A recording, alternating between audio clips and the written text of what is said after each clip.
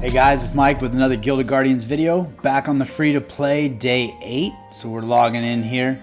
After 7 days of login, we're going to end up with a Tala over here. On my main account, I think I've gotten her 4 times now. So hopefully I swap her out eventually. But she's kind of cool. She does summon a dragon as an AoE. But there's better damage dealers out there. So I don't know if she's going to do a whole lot for even this account here. So we're going to roll through our powers again. We're going to work on those the tier 2 legendary gear as well as progressing the account. We did get into arena yesterday. So by completing in the brimstone, we completed a lava mine. And so and we made it past one more level here. So when we finished lava mine, it opened up the arena. So let's jump in there real quick and take a peek at what we can do. And if we can hold our own against some of these folks. So we first go in, we're going to set up our defensive party, which when you only have 5 characters makes that really easy. Later on in the game, there's probably going to be a lot more strategy here as far as setting up a defense versus your offensive team and try to work through different metas that make you more effective. We're going to get rid of all these people. Put a Remus in there. What is a Remus going to do for us? So we're going to get these folks in here just like that, save that, and that way if we do get attacked, hopefully we can stand our own, hold up to a little bit anyway. I think we go into attack party here, and we're going to put the same folks in there in the same configuration. And it should tell us our overall power, which will kind of give us an idea of who we should be fighting. So we'll get these guys all dialed in just like that. With Grizel, I do typically try to keep her as close to the person she's going to follow as possible. There is that the time it takes for her to travel over to them. I don't know if it slows her kit down at all, but I don't know that it doesn't. So I always try, if she's in the front, I'll put her, the high power person right here. Or if she's in the back, I'll put her next to who she's following. So in our case here, Inara is our damage dealer. So she's going to go right there. She's already where she needs to be, which is helpful. Hopefully save some time in battle. I forgot to look at our overall power. So let's go back in there real quick and see if it tells us right up here, 602,000. So chances are the arena meta right now is using Derizda with her critical ability and her linear fire. So my guess is in this team here, they've got some high performance players. I don't think we're going to be able to beat them. So let's go ahead and refresh and see. There we go. There's somebody that we can attack. These guys all seem way out of our league. So let's go ahead and try. They only have 3 people on their team. So they still might beat us because their power is, I guess it's half of ours with 3 people, but Derizda, it has been pretty effective in arena. They tried to nerf her kit a bit, and it doesn't seem to be super effective. So she still seems to be pretty dominant. Typically, what you find is when she's matched with Grizel, if you get her crossbow with the crit rate stat, and then Grizel with the attack boost for the person she's following, you're basically creating a wrecking ball with Derizda, and she just goes through teams like butter. So they didn't have Grizel, and they may not have had her crossbow either. So we'll see. This seems a little more achievable. We'll give this one a shot and see if we can make some headway here. And what we don't want to see is a Grizel and Derizda. So I think we might be able to beat this team here. We do have a good composition here with Tuskarog and Palmera up front. So I do think that we stand our own. Although you got their assassin back here, took out our Inara. And that's the danger of not building your back row with a lot of defense and HP and try to focus more on attack. Because when an assassin comes back there, they're kind of sitting ducks. So that was a smart move on their side. They got an Inara and a Flix. I personally haven't seen Flix be super effective in arena. If you notice, most of these fights are over before people are using their ultimate abilities. So for her, because her healing is really what she's there to do, it doesn't seem like she really gets around to it. But if the fight goes on longer, it definitely favors her because she is going to be doing more work in the healing department. But I think Aquirus is a better choice because of that immunity she provides, as well as the added defense right out of the gate. I think that's going to help the team along. Looks like we should get this, although this is a pretty long fight we got going on here. It's a pretty even battle. But yeah, we did finally get them, so that's good. So by winning in here, you're trying to gain rewards and move up the ranks. As free to play, it's going to take a little time before you build a team that can really do that. But down here, you do get rewards for every 1,000 you move up. You get some stuff, and then you get up to 2,000, or excuse me, 4,000 points here and grab some more. But I'll keep playing around in there and see if we can get up to that 2,000 level. We have 7 more tickets to run through there. And we just refresh until we find players we can play and we have fun with it. So that's cool to open up that game mode. It gives us another thing to do. We also have the rush we're going to do, get those tokens, and then obviously going through our crafting energy and our adventure energy, just pressing the team along. So starting out here, just kind of picking up where we left off, we've got Inara at level 83, we got Grizel 80, Tuskarog at 90, and Aquirus at 75, and Palmera at 84. So ideally, I'd like to get her up to 90 so we can upgrade that next skill. Probably get her up to level 80 to upgrade that next skill. And then start working on getting Inara towards 90 because she is our primary damage dealer. I do feel like it could be beneficial to move Tuskarog into that top spot, just so that when Grizel's doing her ability, Tuskarog's able to actually stun the enemy more frequently. That could be a very effective way. But ultimately, with Inara as our damage dealer, I just don't know she's doing enough damage for us. We really need more damage. And I believe I've got her in attack boots, and I'm doing the best I can to get her damage as high as possible, but it's really just not enough. So I'd like to pull at some point a better damage dealer like an Atticus or a Darizda, somebody that can really do a little more work for us. But right now we're working with what we've got. It looks like we do have some summons here, so I always like to start the day with summons to see if we have somebody to work on. So we do have 6, so we'll go ahead and pull those and see what we can get. There's a lot of folks we'd like to see. Being able to enlighten some of our characters would probably be the biggest win right now. So a Palmera or a Tuskarog would be great. If we were able to get another Inara, that wouldn't be bad, but I think I would prefer Atticus just because I think he's going to do a little more damage for us if we were going to pull a legendary. But that's kind of being a little greedy. Although it has been a little bit since we've got one, so maybe we're due. Maybe we're due. I saw that 10 pull my brother had. Oh, Guardian Space is full. What's going on over here? Did see that 10 pull my brother had and got me a little jealous. So I'd like to get something like that. It would be kind of nice. I think I'm just going to buy more spots. It's just a little easier that way. Eventually we'll get to a point where we have plenty of spots and then we can summon to our heart's delight. But right now we're starting with minimal folks. We do have, oh, look at this. We got an Oxalis. We got an Oxalis on the free-to-play account. So I'm really excited about this. I do not have this on my main account, so he, I think, is going to be a great champion for us. Would either take the place of Inara or Palmera. Although I do like the damage Palmera is doing in the front right now. But that is a huge pull. So I am very excited. We'll take a peek at his kit once we're done. That made my day. That's perfect. We got 2 more. So let's see if we can add to the crowd there. But I don't know what more to really even hope for at this point. That is awesome. If we could get a Tuskarog just so that we could enlighten him, that would just be icing on the cake. But I'm pretty happy with that pull. All right, Zeticus. So let's take a look at Oxalis here. I'm not super familiar with him because I don't have him and I haven't played with him before. So on Replicant is his ultimate ability. He randomly creates a clone of Inara, Tamamo, or Thorit that will cast a level 1 ultimate before vanishing.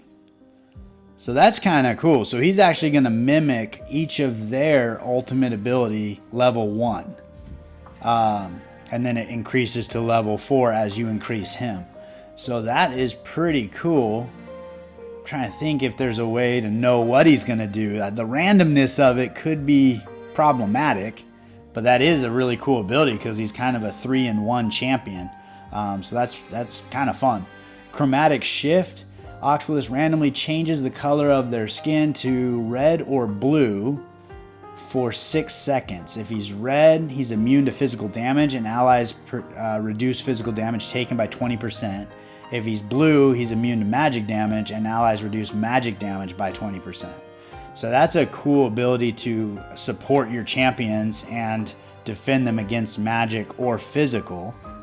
Again, I wonder if there's a random element to this, or if he's up against enemies doing specifically physical damage, if he will turn red versus magic damage turning blue.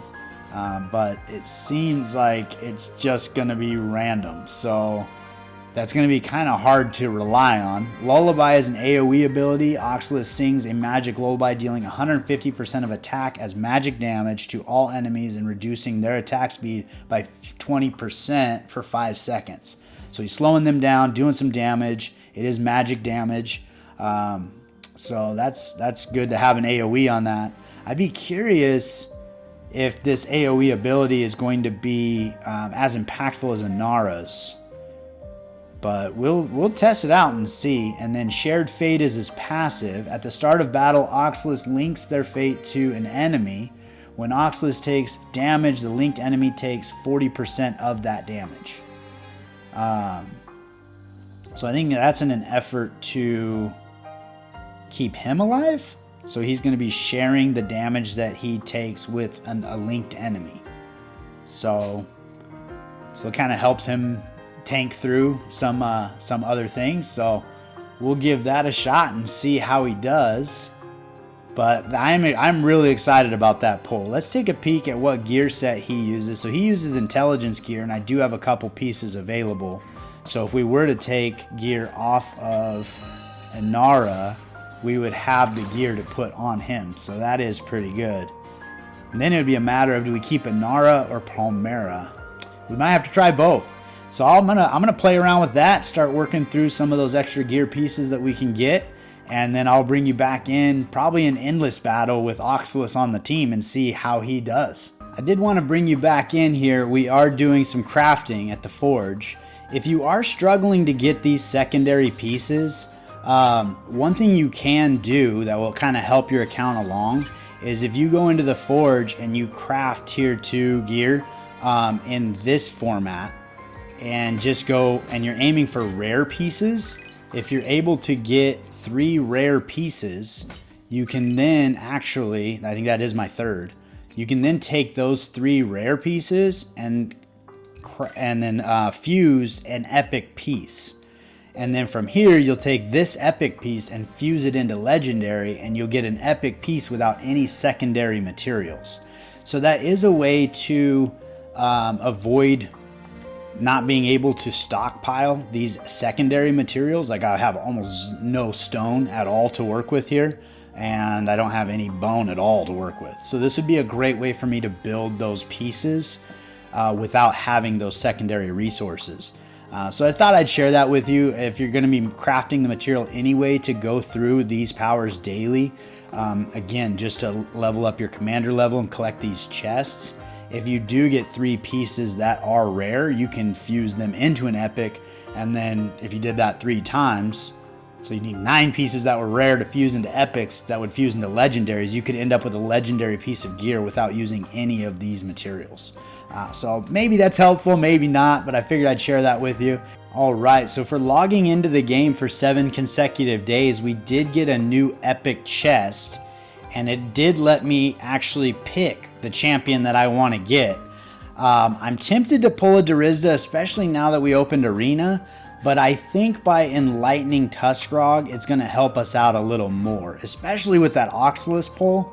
I feel like we've got our 5 people to work on right now, so I am going to grab another Tuskrog, and we're going to enlighten him and get those extra stats, and I think that's going to help us out quite a bit. It's going to make him obviously more tanky, but as we saw in the other video, he does quite a bit of damage too. So I think that's going to be a big win for him. So we're going to come on in here. Now, as a non-ascended character, there's no harm and foul in me putting and enlightening this Tuskarog. If I want to later on, when I reset this character, all the copies that I put into him will come out. So if I do decide that I want to NFT him later, I can do that without having to miss out on the Radiance chances and stuff of that nature. But because we're free to play on this account, we're going to go ahead, we're going to enlighten him. And if we decide later we want to change it up, we always can. So that next enlightenment comes at 300 of the soul stones. I'm going to jump over into the Rush store and see about potentially buying those. If not, we can sacrifice some champions and hopefully get him enlightened again, which would be an even bigger win for the account. So that would be great. We didn't pick up our summoning stone here, so we're going to go ahead and pull that. And then we're going to jump in here and get our daily chest. But let's check out the Rush store and see if we have these available. We have 900, so we should be able to pick up, yeah, we can pick up all of them. Perfect. So that's 1,000 of those guys there, and we'll get more Rush tokens when we do Rush. But we'll come back here and enlighten him again. That is going to be a big win for Tuskarog. He's going to be probably moving into our most powerful player, maybe. But Oxalis was up around 150, so let's take a peek. He's at 144, and Oxalis is at 150. And I was thinking with Oxalis's kit, because he mimics 3 different champions, having Grizel follow him might be a huge benefit, because that way you're basically getting those ultimate abilities changing every time he does it, because it is random. So we're going to give that a shot and see how that works. I think that's going to be a good fit though, and now having Tuskarog even more tanky, we should be significantly more survivable. So let's go ahead and pull that summons that we just picked up. It's just one, but maybe it'll be a Palmera or another Tuskarog. We can enlighten him again. That'd be super fun. But it's a Zedicus, so nothing to do there. That's okay. That's okay. We got an Oxalis today, so we are very happy. I did want to jump in the shop because the weekly reset did happen, so it looks like there's a couple things we want to buy. So on the summoning stones here, these refresh every 6 days, and they're a better value than just buying them for 300 gems each. So here you get 5 instead of 3 for 900 gems. So you're basically getting 2 free. And seeing how you do accumulate quite a few gems in this game, I do pick those up. I do also like to pick up this guy as well, although I am running out of gold, so I'm not doing that today, but I will keep my eye on that one. And then over here in Endless, under items, there's some scrolls that we can pick up, and this will help move our players up, hopefully get them up to the next multiple of 10 so I can upgrade some skills. I got Palmera at like 40 or 83 or 84, so getting her to 90 would be great. We did just pick up those summoning stones as well, so that gives us 7. I'm going to go ahead and make that a clean 10 and spend 900 rubies on those other 3 just because I'm feeling good. It's just been a fun day. I feel like if we could get a couple enlightenments out of our team, that'd be a huge win. I'd also like to take a screenshot of this. Aloria is not going to do it for our team today, and send it to my brother and make him jealous. But first we got to get a really good 10 pull. It's not going well so far, but that Oxalis does make up for a lot of it. Andronica, I'd like to see some more purples or a gold. It'd be awesome if we pull another Oxalis and then we can enlighten him, right? Corvus, okay. He could be an interesting one. I will take a look at his kit. I think Palmera is still going to be a better choice, but he does have some AoE abilities that I think are kind of focused on damage and crowd control. And so that might be an alternative to her if we want to. But let's take a peek and see what he offers and whether or not it would be a good fit or not. So his first ability is an AoE ability. It's a Whirlwind. He targets nearby enemies and deals 125% of attack as physical damage per second. It doesn't really give us a length on here, so I don't know if that's for the duration of the battle. It seems like that's pretty excessive, so I don't know if it's maybe over the course of a couple seconds. But Dark Vortex is a crowd control ability. He targets the nearest enemy and creates a vortex that every 2 seconds pulls the enemy into it, dealing 180% damage. So it's going to kind of keep pulling them away from wherever they're trying to go and do damage at the same time. But it is a single target. So that's, I mean, it is a good crowd control, but if it were an AoE, that would be much more effective. When a melee attack hits, Corvus has a 10% chance to reduce the attacker's attack by 1%. And the probability goes up. But attacking by 1%, they'd have to hit him quite a few times before I feel like that would be super effective. But that is his passive, Feather Storm. So based on what I read there, I think we're going to stick with Palmera. I think she's going to do a little more work for us, specifically in the damage department. So we're jumping in an arena battle. I did have to go back into my defense and attack party and change it and take Inara out and put Oxalis in. But this is the first time I get to see him in action, so we'll see how he does here. So he's got back here going through it. Looks like up front we did pretty well. They got their own Oxalis back there, so he's out. He's down and out for the count. So we did pretty good right there. All 5 of our players still looking good. I think their power rating was around 400,000 or so, so it was definitely less than ours, so I would expect to win that fight. Again, it's kind of slim pickings in here as far as trying to find a battle where I can win. 700 maybe. It's probably a little bit of a stretch, but we're going to go into this one. We should be able to do. Yeah, we should be able to get this one. And our goal is basically to use all 10 of our tickets. When you run out of refreshes, it'll cost you rubies. So at that point, you might just decide it's not worth the rubies to get the refreshes and not use the tickets. But if you use the tickets and you lose, you actually lose points. So, you know, it doesn't make sense to fight battles you don't think you can win. But if you think that there's a chance, then, you know, have fun and try to challenge yourself. But this team is looking pretty solid. Very, very excited about our upgrades today with Oxalis as well as double enlightenment of Tuskrog. I think both of those things are going to be huge, and I think we'll see that when we get into Endless Battle. So we're jumping into Rush Battle here. I think our high score is about 16,000. I do have all of the dread powers turned off, but you can see down here with Oxalis, he's going to summon a kind of phantom version of one of those 3 characters. So far it's been exclusively Tamamo, so I'm not sure if he summons a specific character based on who he's fighting or if it is just random. But here he goes. He's going to summon a character when Tuskrog's doing his thing too. Everybody's doing their thing at the same time. Okay, so here this time it's Inara. So he's got Inara down here doing her ability, but we'll see if next time he gets an Inara as well. I'd be anxious to see if we can get past 16,000. I made it to like 14,000. There's Inara again. So maybe it is the same character within the same battle that he summons. But it is kind of interesting because it is fun that he's doing multiple things, but it's also hard to rely on because it is random. So you're kind of wondering, you know, I could really use this ability instead of that one, but you know, you're doing whatever you want to or whatever you feel like. So, but he is a fun champion. I have been having a good time. We did get over our high score with him, so that is a good sign. We did have those upgrades to Tuskrog as well, though, so that might be what's going on too. So we're in Endless Battle, only on room 20, and we already lost Tuskrog. We lost Palmera in the previous room, so I'm pretty sure this is over. So that's kind of surprising. It might have just been an unfortunate set of circumstances, not as good runes as we got the time before, or maybe some bad curses. But I know yesterday we were able to make it into the high 20s or low 30s, and we had almost 40,000 points. So might just be the nature of luck of the draw today. But we did get some good resources here, so we'll put these on our champs and see if we can press on in adventure mode. All right, so we are entering the final battle of the third challenge of the final room of that first world. I think all that makes sense. But it's basically the last third challenge we need for the whole first world.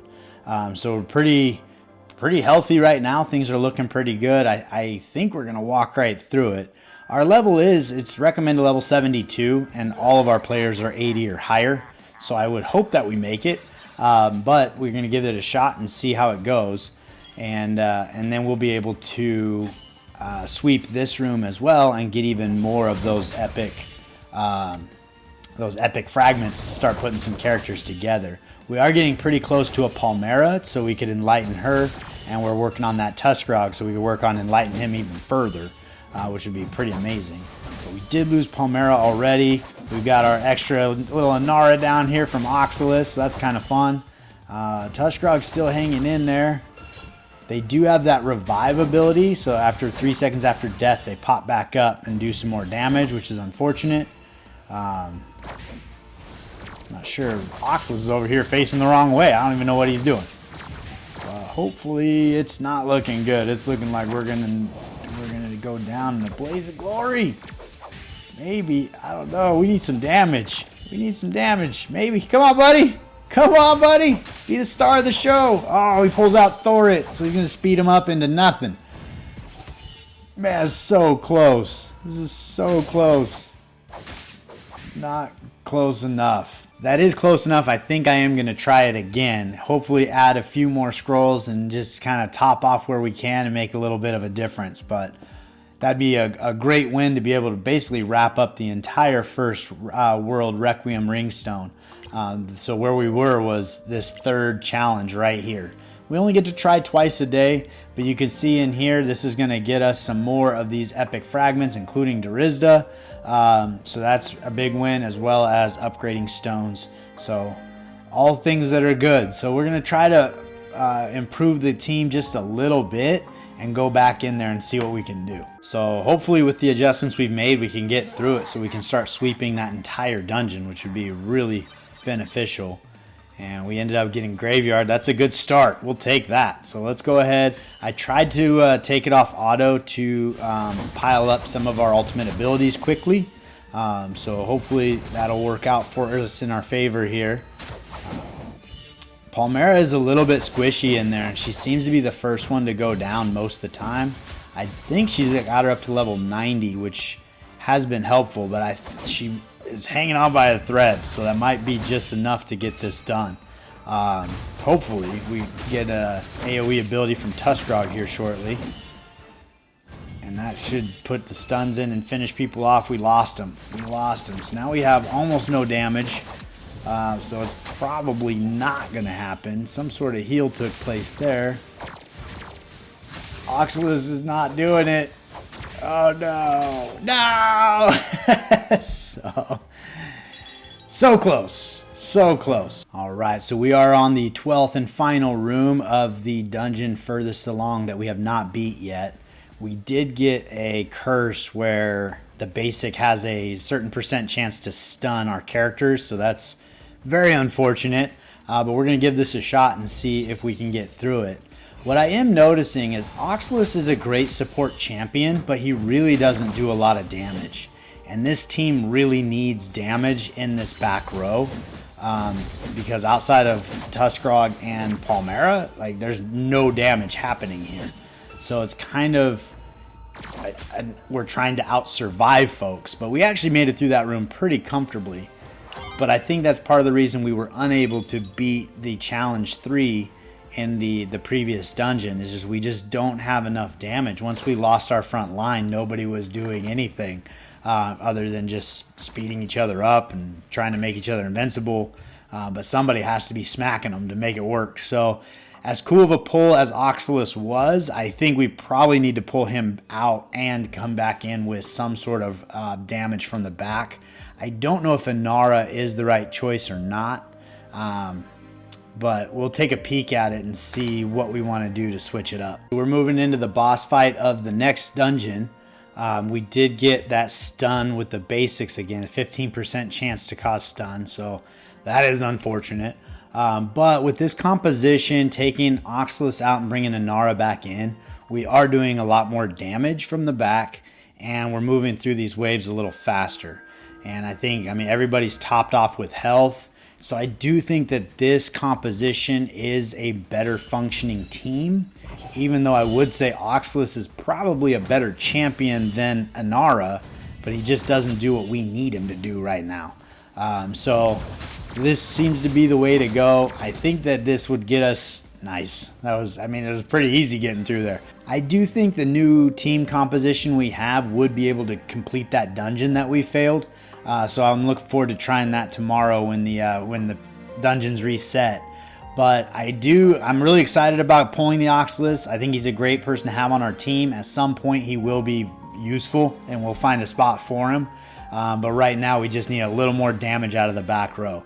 But that's pretty much what I got for you today. We can take a peek at our Guardians here just to see the progress we made. We did get a Gnar up to level 90, Tuskrog level 90, Grizel 80, Palmera 90, and Quirus 80. One of the skills that we just upgraded, I think it was her passive at level 80, got us an extra 5% of defense for the entire team.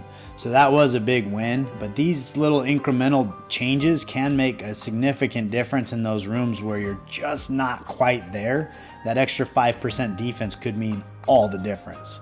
But thanks for spending time with me today. I really appreciate it, and I look forward to seeing you next time.